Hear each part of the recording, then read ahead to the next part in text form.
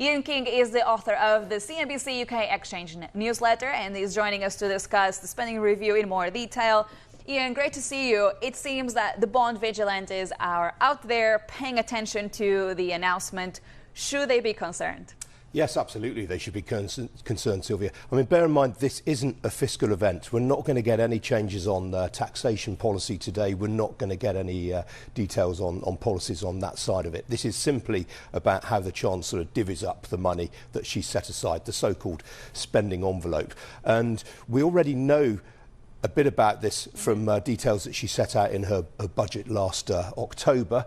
Basically, day-to-day spending is going to go up by 1.2% on average over the next 3 financial years. Capital spending, investment, that goes up by 1.3% over the next 4 years in real terms. But these are really, really tight figures, the tightest for many, many years. And that is partly reflects the fact that the UK is in this sort of parlous position with the deficit. You mentioned the bond vigilantes. I mean, you've already noticed that yields on UK gilts, there's a significant premium over peer economies, even the likes of Greece. The 10-year yield is more than 120 basis points lower than the equivalent gilt. Now, that obviously reflects the fact that UK short rates are higher, but nonetheless, I think there is an element of concern out there about the sustainability of the figures as much as anything, the ability of these big spending departments to stick to the budgets that she set for them. It is a difficult position, but yet if we look at the comments so far from the government, for instance, when it comes to defense, we haven't heard this government saying yes to 5% of defense spending. And of course, there's the pressures from NATO and Donald Trump and so on.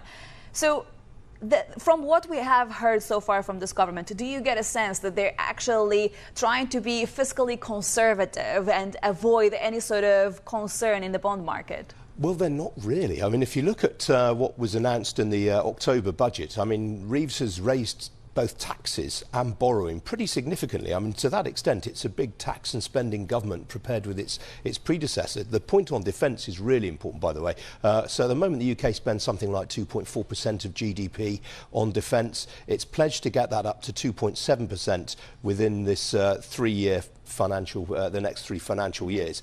And then there's this sort of woolly target of around 3% in the early 2030s. Now, raising it to 3% of GDP, that would cost something like £24 billion a year extra in cash terms. So that's a big, big sum that Rachel Reeves has got to find from somewhere if the government is going to commit to that. They haven't.